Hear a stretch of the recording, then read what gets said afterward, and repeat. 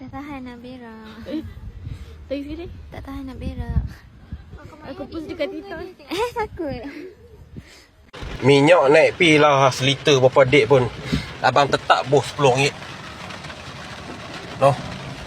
Hidup ni orang kata ibarat sopa kena rogok lah. Kalau tak boleh lawan, kita layan.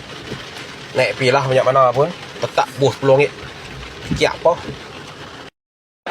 8 juta, 80 juta, 800 juta, 8,000 juta, 80,000 juta. Banyaknya. Untung 80,000 juta, turun sikit, tidak bankrupt.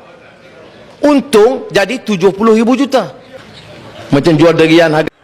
Ni kebau siapa ni? Memang tak lepas dah naik kebau ni kah. Tak lepas dah.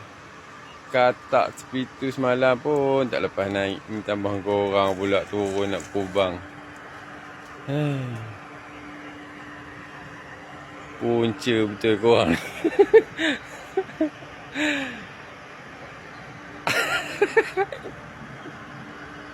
Kolam kamera nak kubang apa? Bukan tanah.